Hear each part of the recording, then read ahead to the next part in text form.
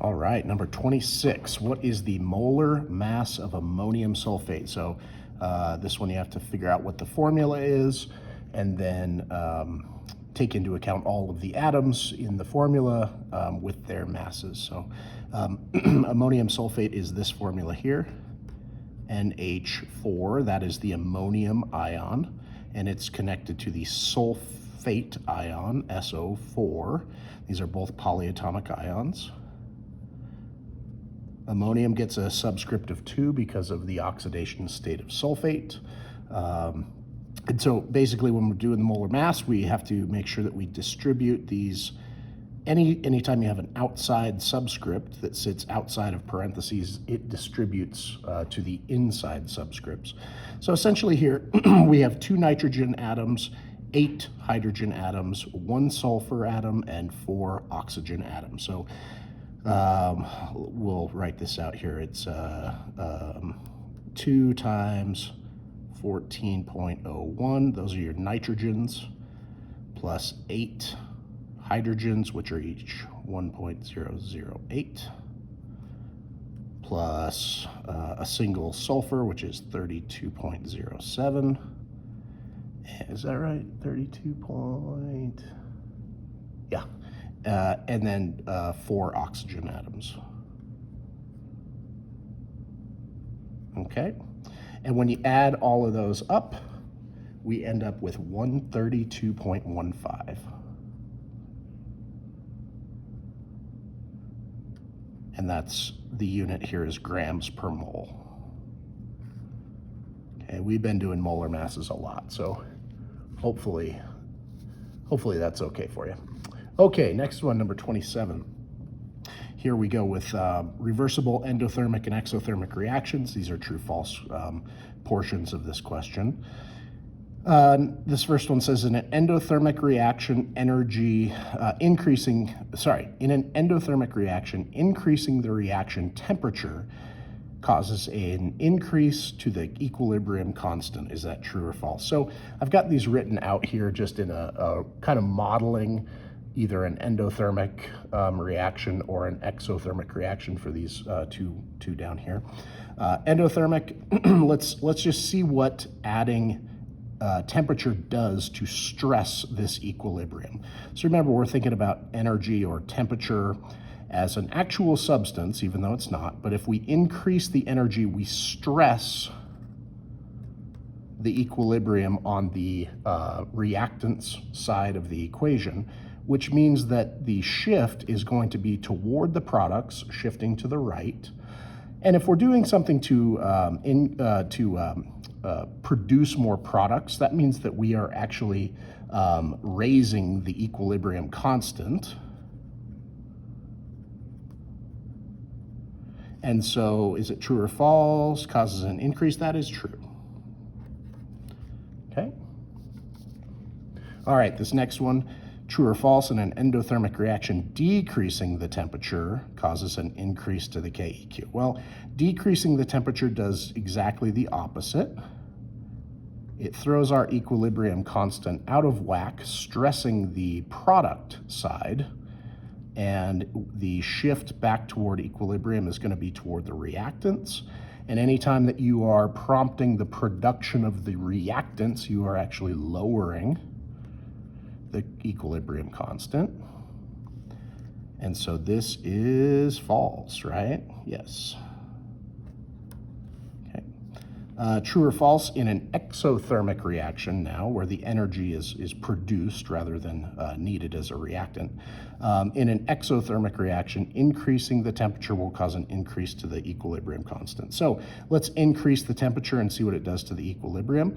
If we're increasing the temperature, we're adding more temperature to the product side of the scale, we say, and so the shift is going to be to the left, prompting the production, if you like, of more reactants, and that serves to lower the equilibrium constant. And so increase, that one's false.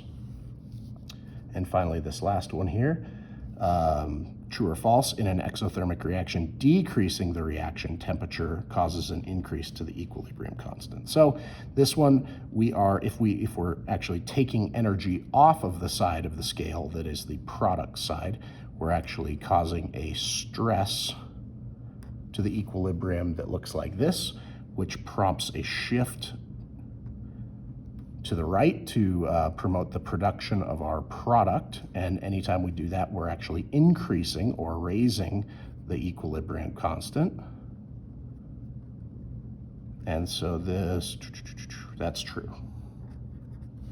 Okay, good. All right, moving on. All righty, so this actually goes hand in hand here with what we just did, but I'm just going to tell you guys to kind of commit this little principle to heat to memory here. The answer here is heat energy, which is also known as temperature. Okay. If you increase the temperature at which a reaction is happening, not always, of course, there's always exceptions to this, but in general, the best way to increase the forward rate of reaction is to increase the temperature of the reaction. So 29, we're classifying these as endothermic or exothermic. Remember that when energy is produced, even though it's not a chemical product, we can think of it as being sort of produced, released in a reaction, and we call that exothermic. That's the ones we like. And then this one, if the energy is required along with our reactants,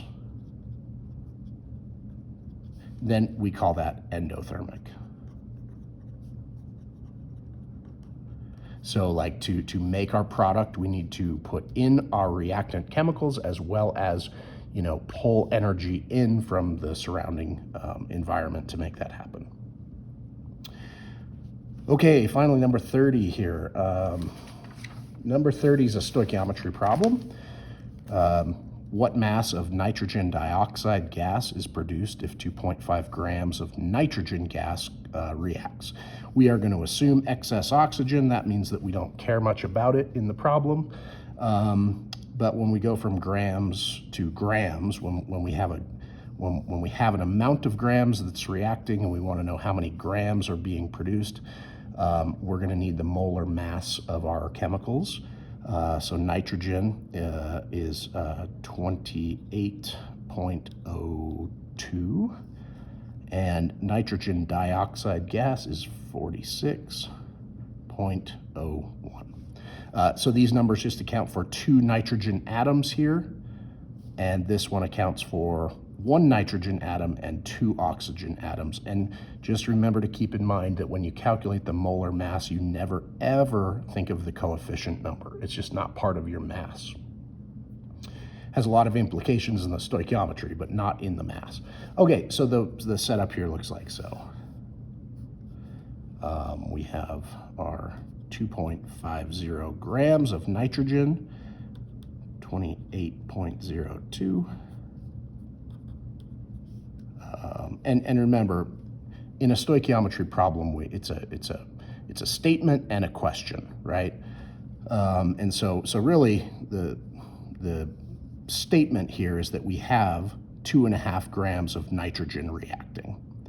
The question is what mass of nitrogen dioxide can be produced, and so nitrogen dioxide is our chemical B, and nitrogen is our chemical A. That kind of looks like an A, sorry. Okay, that's why we're setting the numbers up where we're setting them up. Refer back to your notes for the map of this thing here. The coefficient of A goes here, 1, and the coefficient of B here, 2, and the molar mass of B goes right here. And when we math all this out on the calculator, we get a final answer of 8.21 grams. And remember, this answer is the answer to the question in the problem. And remember, the question we kind of determined was what is the mass of nitrogen dioxide that is produced? Well, it's this much.